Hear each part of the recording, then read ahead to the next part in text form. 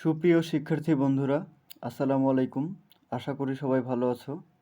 প্রতিদিনকার মতো আজকেও নতুন একটি ভিডিও নিয়ে তোমাদের মাঝে হাজির হয়ে গেলাম।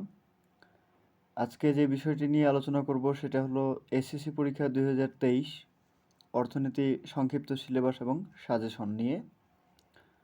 তো বন্ধুরা, ভিডিওর মূল আলোচনায় যাওয়ার আগে ছোট্ট একটি অনুরোধ, দয়া করে এই চ্যানেলটিকে সাবস্ক্রাইব করে রাখবে যাতে করে নিত্য নতুন ভিডিওগুলো তোমরা পেয়ে যাও।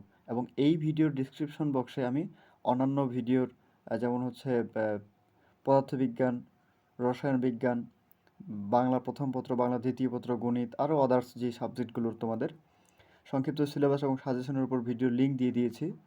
তোমরা ডিসক্রিপশন বক্সে চেক করে সেই ভিডিওগুলো দেখে নিতে পারো। তো বন্ধুরা, কথা না বাড়িয়ে মূল আলোচনায় চলে যাওয়া যাক। তোমাদের অর্থনীতি বিষয়ের 2023 সালের পরীক্ষা কিন্তু 100 মার্কের হবে এবং এখানে টোটাল 11টি প্রশ্ন থাকবে সৃজনশীল, তার মধ্যে 7টি লিখতে হবে 7/70, বহু নির্বাচনী প্রশ্ন থাকবে 30টি, 30 30 মার্ক, টোটাল হচ্ছে 100 মার্ক। আমরা প্রথম যে আলোচনাটার কথা বলতে হয় যেটা হচ্ছে প্রথম অধ্যায়। তো আমাদের এই প্রথম অধ্যায়টি হচ্ছে অর্থনীতির পরিচয়। এখান থেকে প্রশ্ন আসবে একটা, ঠিক আছে? এই জন্য এই অধ্যায়টাকে আমি কালার দিয়ে রঙিন করে দিয়েছি, যে প্রথম অধ্যায় থেকে অর্থনীতির পরিচয় অধ্যায় থেকে একটি প্রশ্ন থাকবে। অধ্যায় দ্বিতীয় অর্থনীতির গুরুত্বপূর্ণ ধারণাসমূহ, এখান থেকে 2টি প্রশ্ন থাকবে। তারপরে অধ্যায় তৃতীয় উপযোগ, চাহিদা, যোগান এবং ভারসাম্য। এই অধ্যায়টি খুবই খুবই গুরুত্বপূর্ণ এবং এখানে কিন্তু তোমরা অধ্যায়টা পড়বে এবং হলো এখানে যে চাহিদা এবং যোগান এবং ভারসাম্য, উপযোগ, এগুলোর কিন্তু গ্রাফ অঙ্কন করতে হয় এবং এই গ্রাফগুলোর হচ্ছে তোমরা ভালোভাবে বর্ণনা যেটা দিতে হয়, এই বর্ণনা এবং হচ্ছে গ্রাফের বিষয়গুলো তোমরা ভালো করে প্র্যাকটিস করবে যাতে করে সম্পূর্ণ প্রশ্নের উত্তর ভালোভাবে হয়।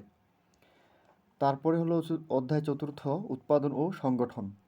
এই অধ্যায়টি থেকেও 2টি প্রশ্ন থাকবে এবং অধ্যায় ষষ্ঠ জাতীয় আয় এবং এর পরিমাণ, এখান থেকেও 2টি প্রশ্ন থাকবে এবং অধ্যায় নবম বাংলাদেশের গুরুত্বপূর্ণ অর্থনৈতিক প্রসঙ্গ।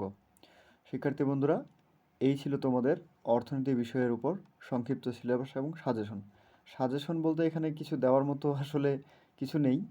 এখান থেকে তোমাদের টোটাল হচ্ছে 6টি অধ্যায়। 6টি অধ্যায় থেকে প্রথম অধ্যায় থেকে তোমার হচ্ছে একটি প্রশ্ন থাকবে এবং বাকি যে অধ্যায়গুলো রয়েছে এবং প্রত্যেকটি অধ্যায় থেকে কিন্তু হচ্ছে 5টি অধ্যায় থেকেই টোটাল 5 দুগুণে 10টা প্রশ্ন থাকবে এবং প্রথম থেকে একটি। তাহলে এই গেল তোমাদের 6টা অধ্যায় থেকে টোটাল হচ্ছে 11টি প্রশ্ন, ঠিক আছে? তো শিক্ষার্থী বন্ধুরা, এই ছিল আজকের ছোট্ট আলোচনা। আসসালামু আলাইকুম, ভালো থাকবে।